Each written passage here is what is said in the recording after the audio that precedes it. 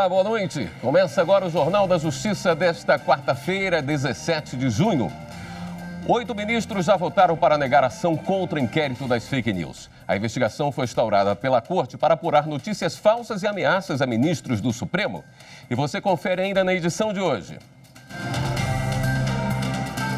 STF tem maioria para manter ministro da Educação Abraham Weintraub em inquérito das fake news. A maioria dos ministros do Supremo vota por suspender portaria que permitiu o registro automático de agrotóxicos. O plenário virtual decide que lei da terceirização é constitucional.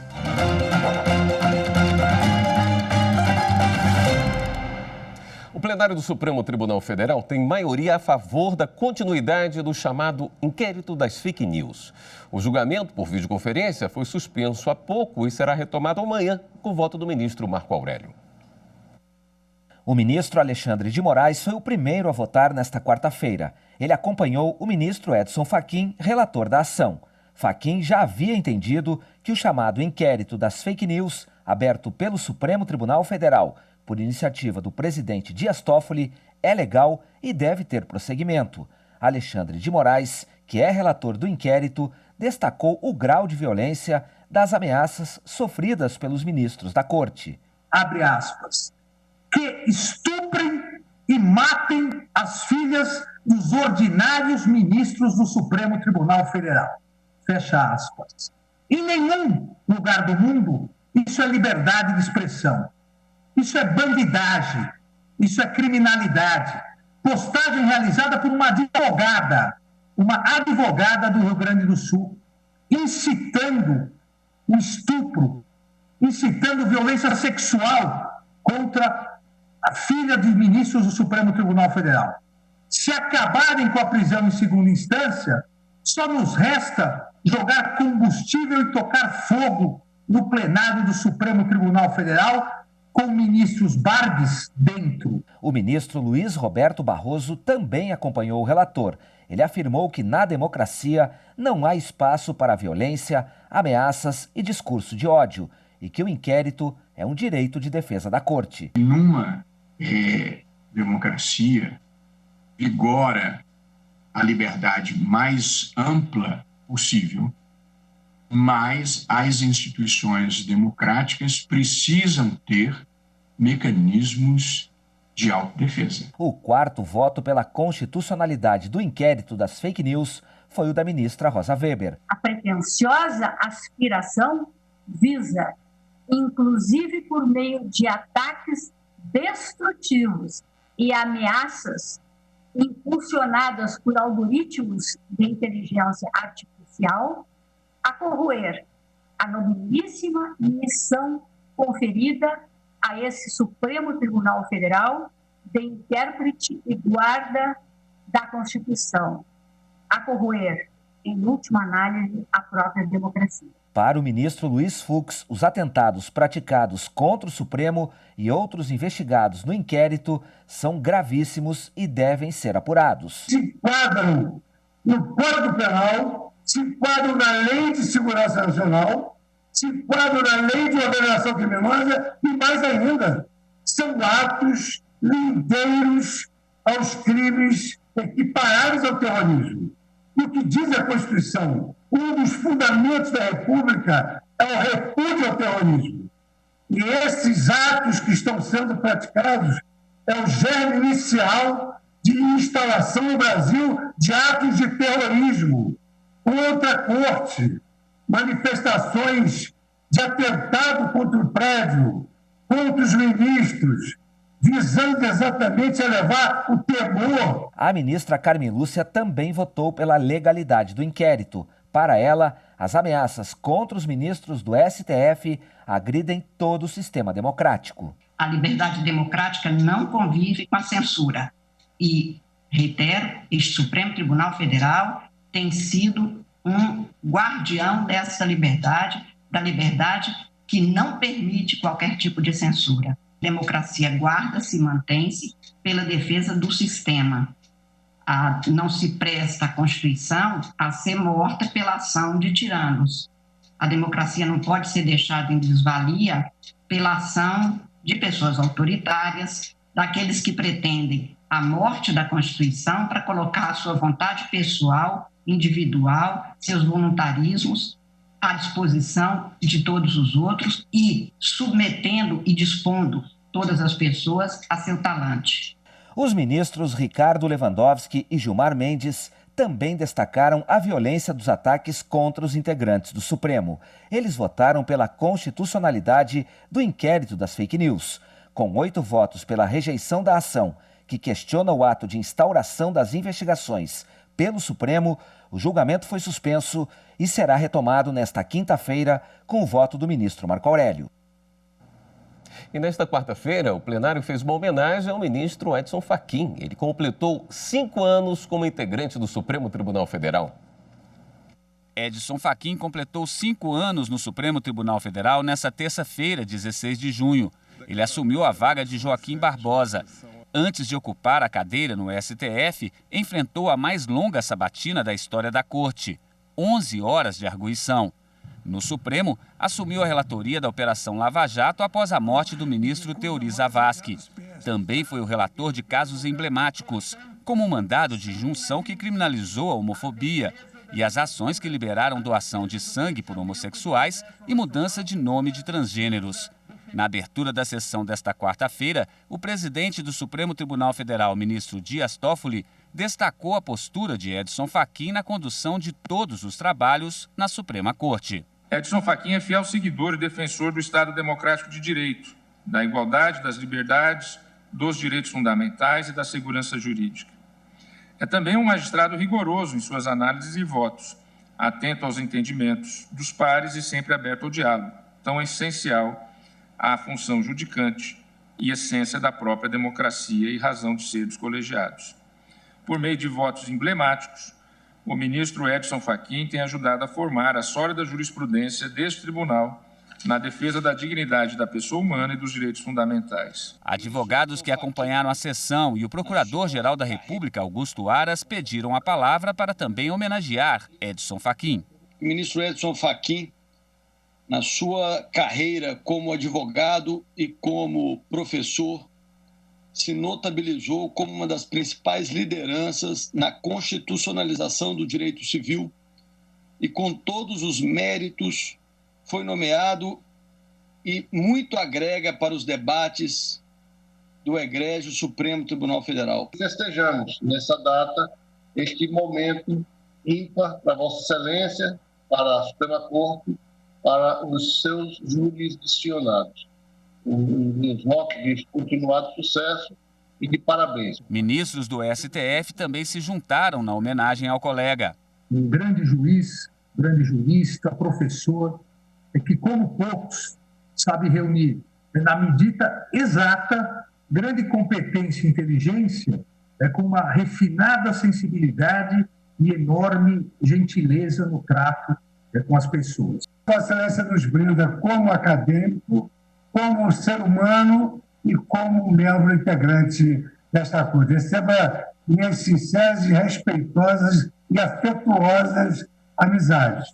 A palavra ao ministro Edson Fachin por estes 5 anos, com esta convivência com lhaneza, profundidade intelectual, enorme generosidade humana e um castiço jurista que só honra esta casa e, claro, todo o Brasil. Emocionado, Edson Fachin agradeceu a homenagem. Muito obrigado de todo o meu coração e é uma honra compartilhar da bancada do Supremo Tribunal Federal com Vossa Excelência, com as ministras Carmen Lúcia e Rosa Weber, com os ministros Celso de Mello, Marco Aurélio, Gilmar Mendes, Ricardo Lewandowski, Luiz Fux, Rosa Weber, Luiz Roberto Barroso e Alexandre de Moraes. Digo a Vossa Excelência e a todos que estou em casa e por isso a minha alma está em paz. E a seguir, Supremo tem maioria para negar pedido para retirar ministro da Educação, Abraham Weintraub, de inquérito das fake news. Em instantes.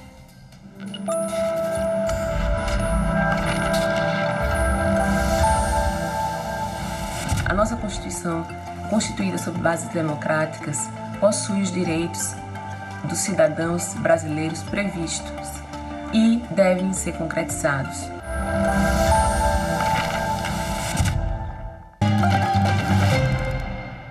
Em julgamento no plenário virtual, o Supremo Tribunal Federal formou maioria para rejeitar um habeas corpus que pede a retirada do ministro da Educação, Abraham Weintraub, do inquérito das fake news. O pedido foi apresentado pelo ministro da Justiça, André Mendonça.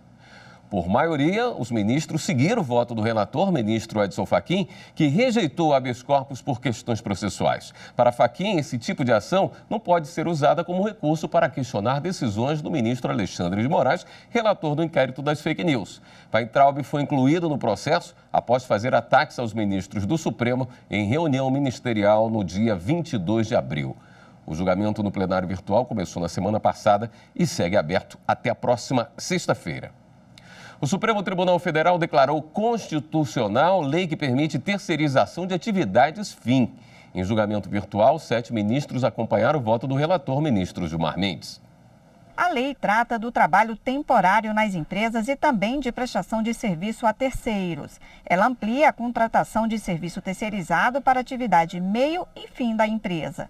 5 ações questionavam a constitucionalidade da lei e a votação ocorreu no plenário virtual do Supremo Tribunal Federal. Entre as mudanças questionadas nas ações está a ampliação de contratação de mão de obra temporária para atender demandas complementares de empresas, que antes era de 90 dias e agora pode ser contratada por 180 dias, prorrogados por mais 90, totalizando 270 dias de contratação temporária. 6 ministros seguiram o voto do relator, ministro Gilmar Mendes, que considerou a norma válida porque a Constituição Federal não impõe modelo específico de produção e a mudança na relação de trabalho é uma tendência natural que o mundo vem passando. Os autores da ação são partidos políticos, representantes de trabalhadores e a Procuradoria-Geral da República.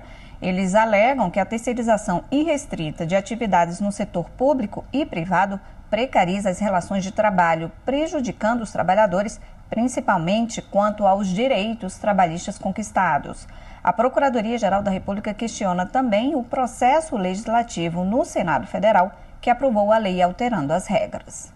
Os ministros Marco Aurélio, Edson Fachin, Ricardo Lewandowski e Rosa Weber divergiram do relator e entenderam que a lei viabiliza a isenção do patrão nas atribuições sociais da empresa, porque dificulta o trabalhador de reivindicar direitos. E que, apesar de ter melhorado as condições de trabalho e de remuneração, a classe ainda é prejudicada pelo excesso de mão de obra disponível para poucas vagas de trabalho. A lei provoca uma precarização na relação de trabalho, mas ficaram vencidos e a lei da terceirização, por maioria, é constitucional. O Supremo Tribunal Federal já tem maioria de votos para suspender a eficácia de portaria que permitiu o registro automático de agrotóxicos. Até o momento, 8 ministros votaram no plenário virtual para acompanhar o relator do caso, o ministro Ricardo Lewandowski. O julgamento deve ser concluído até a próxima sexta-feira. Entre as mudanças previstas na portaria do Ministério da Agricultura, Pecuária e Abastecimento, publicada em fevereiro deste ano, estavam o prazo para aprovação de fertilizantes de 180 dias e para agrotóxicos de 60 dias. O mesmo documento previa que se os órgãos fiscalizadores não analisassem as substâncias e fizessem um relatório dentro dos prazos, os produtos estariam automaticamente liberados para comercialização e uso em todo o país. Em março deste ano, o partido Rede Sustentabilidade e o PSOL foram até o Supremo Tribunal Federal, contestando a validade da norma, alegando que ela criaria um mecanismo de liberação velado, além de representar riscos à saúde humana e ao meio ambiente. Disseram ainda que a portaria facilitaria a liberação e o acesso a agrotóxicos. Em abril deste ano, o relator da arguição de descumprimento de preceito fundamental, ministro Ricardo Lewandowski, concedeu uma liminar, suspendendo a validade da portaria até a conclusão do julgamento pelo plenário virtual. Para o ministro Ricardo Lewandowski, a liberação dos defensivos agrícolas, sem aprovação dos órgãos responsáveis pelas análises, pode representar um risco ao sistema público de saúde. Esta semana, o julgamento foi retomado após o voto vista do ministro Luiz Roberto Barroso. Ele e outros 7 integrantes da corte acompanharam o voto do relator. O julgamento deve ser concluído até a próxima sexta-feira. O Superior Tribunal de Justiça decide que erro grosseiro de sistema não obriga empresas a emitir passagens compradas a preço muito baixo. Brasília e Amsterdã por menos de R$300. A oferta no site da empresa Decolar.com atraiu um casal de consumidores que conseguiu comprar 2 passagens pela companhia aérea KLM por menos de R$1.000, preço muito abaixo do normal. Mas depois de receber um e-mail de confirmação da reserva, eles foram surpreendidos com o cancelamento. Como a cobrança ainda não tinha sido feita, não houve a necessidade de estorno no cartão de crédito. Diante da situação, o casal entrou na justiça contra o site Decolar e a companhia aérea KLM. Eles queriam garantir a emissão dos bilhetes e pediram também uma indenização por danos morais pelo transtorno. Tanto em primeira como em segunda instâncias, as empresas foram condenadas ao pagamento de R$2.000 por danos morais. No entanto, o pedido de emissão dos bilhetes foi rejeitado. Por isso, o casal recorreu ao STJ. Além da emissão dos bilhetes, foi pedido também o aumento no valor da indenização. Mas, para a ministra Nancy Andrighi, relatora do recurso, diante do erro grosseiro do sistema de preços, não é possível reconhecer falha na prestação dos serviços por parte das empresas que tomaram providências para impedir o lançamento de valores na fatura do cartão de crédito e informaram o cancelamento da operação apenas 2 dias após a reserva. A ministra ressaltou que a legislação do consumidor tem o objetivo de manter o equilíbrio entre as relações de consumo. Esta advogada explica por que, neste caso, não foi aplicada a exigência prevista no Código de Defesa do Consumidor para que a empresa vendesse o bilhete no valor ofertado no site. Os direitos e deveres, eles precisam ser harmônicos, eles precisam ser equilibrados. Nesse caso concreto, se definido que a companhia aérea tinha a obrigação de cumprir com aquela oferta que foi falha do sistema, haveria um desequilíbrio nessa relação, porque estaria o consumidor se beneficiando de uma falha facilmente perceptível do fornecedor. A terceira turma no STJ manteve o valor da indenização por danos morais em R$2.000. E no próximo bloco, Campanha Nacional de Combate ao Trabalho Infantil reúne depoimentos de adultos que foram vítimas desse tipo de exploração. Voltamos já.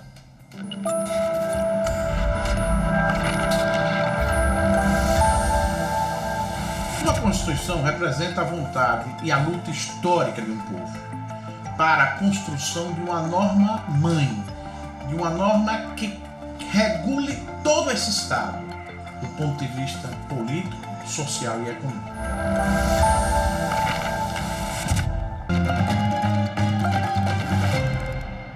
O Superior Tribunal de Justiça decide que, mesmo sob suspeita de adoção irregular, o interesse da criança justifica a manutenção do bebê com a mãe afetiva. A liminar foi concedida pela 4ª turma e revogou uma decisão anterior que determinava o acolhimento em abrigo de um bebê de 1 ano e 6 meses. Isso porque, de acordo com o Tribunal Estadual, havia fortes indícios de irregularidades na adoção, como falsidade nas declarações para o registro de nascimento e a suspeita de pagamento pela criança. A família recorreu e entrou com o habeas corpus no STJ. Argumentou que a decisão do Tribunal Estadual foi tomada com base em suposições, que não houve pagamento pelo bebê e que a criança estava sofrendo pela falta de convivência com a mãe afetiva.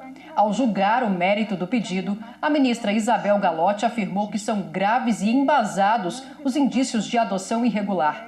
Segundo ela, a criança foi entregue irregularmente para a mãe registral logo depois do nascimento e a liminar de acolhimento do bebê em abrigo somente foi tomada quando a criança estava com 8 meses de vida.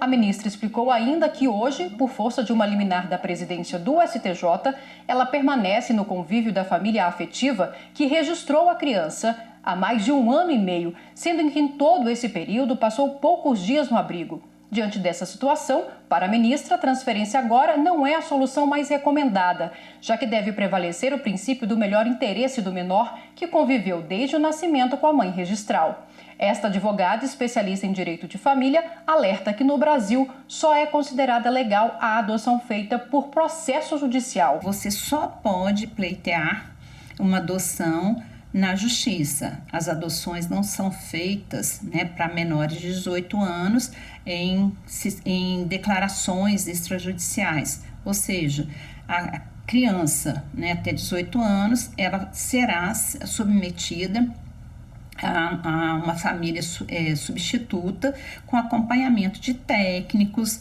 né, da vara da infância e juventude, com introdução dessa criança, ambientalização, saber se essa criança realmente está em condição ou se está sendo atendida naquela família substituta.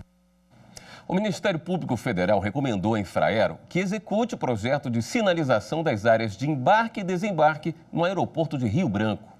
Segundo o MPF, não existe caso de outro aeroporto no Brasil em que os taxistas ocupem a área de embarque e desembarque de pessoas, como ocorre em Rio Branco. A sinalização é precária, prejudicando usuários do aeroporto que não desejam usar os serviços de táxi. Desde 2018, existem tratativas entre a RB Trans e Infraero para que se inicie o processo de sinalização do local. Porém, a Infraero não apresentou até o momento o projeto de acordo com as adequações da RB Trans, o que impede que ele seja executado. Você já tem a sua carteira de trabalho digital? Pois saiba que é bem simples habilitar esse documento e ter o seu histórico profissional sempre à mão.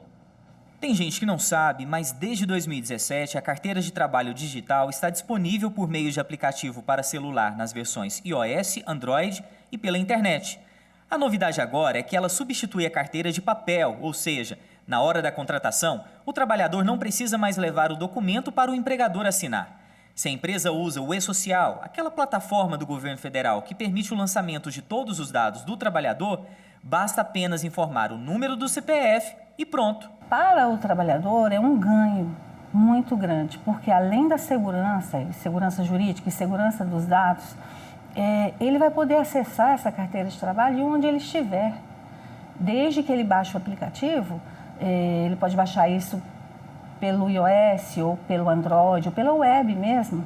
Ele vai ter acesso a todos os dados funcionais dele, ele vai poder acompanhar o abono salarial, o saldo do FGTS, ele vai poder conferir os dados, se está tudo correto ou não, para não ter problemas futuros, né, com aposentadorias.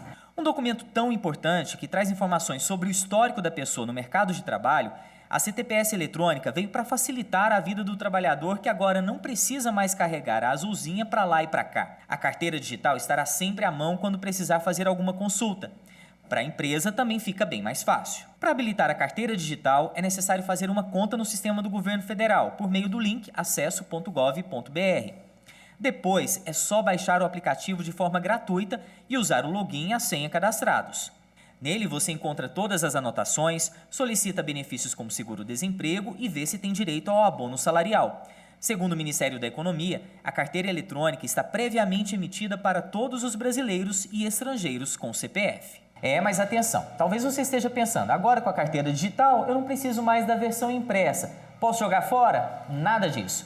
É importante guardar o documento em papel, porque você pode precisar dele, por exemplo, se for contratado por uma empresa que ainda não usa o e-Social, ou até mesmo para verificar se há alguma divergência de dados com a carteira digital. Nesse caso, se houver informações divergentes, o trabalhador pode pedir à empresa para fazer as correções no e-Social. Se você ainda não habilitou sua carteira digital, é bom fazer logo. As consequências do trabalho infantil contadas por quem foi vítima da exploração. É o que você vê na reportagem de Rafael Oliveira. Uma das ações da campanha nacional contra o trabalho infantil deste ano é a divulgação de depoimentos de adultos que foram obrigados a trabalhar quando crianças e hoje sofrem os impactos negativos desta experiência. José Ayrton, do Maranhão, é uma dessas vozes. Durante a infância, ele trabalhou vendendo lanche na porta da escola. Trabalhava durante o dia e à noite estudava. Quando estava na sala de aula, eu estava totalmente cansado, sem nenhuma disposição para focar naquilo que o professor estava ensinando. Quem também teve o desempenho escolar prejudicado foi a Roberlene Ribeiro. Ela trabalhou dos 10 aos 14 anos como babá e empregada doméstica e reprovou um ano na escola. Roberlene desabafa. O trabalho infantil tirou o direito dela de ser criança. Uma dessas casas que eu prestava serviço dava de frente a uma praça, onde, ao estar lavando aquela calçada, eu via muitas crianças brincando, né? E eu em outra situação. E isso, quer queira, quer não, você carrega para a tua vida, né? Tá ali aquele trauma, né? Aquela parte da sua vida não vivida. O trabalho infantil atinge pelo menos 2,4 milhões de meninos e meninas entre 5 e 17 anos, segundo a última pesquisa nacional por amostra de domicílios, PNAD. Por causa desse tipo de exploração, Elizabeth, que trabalhava como doméstica aos 12 anos de idade, só conseguiu concluir o ensino médio depois de adulta, aos 38 anos. Me tornei assim, um adulto frustrado. O trabalho infantil roubou. A minha infância roubou. O conhecimento de mim. O trabalho infantil na vida de uma criança que se torna um adulto frustrado é roubador de sonhos. A série de vídeos intitulada 12 motivos para a eliminação do trabalho infantil já começou a ser publicada nas redes sociais do Tribunal Superior do Trabalho. Você pode acompanhar as histórias completas no canal do TST no YouTube. Esta edição do Jornal da Justiça fica por aqui. Para você, uma boa noite. Até amanhã.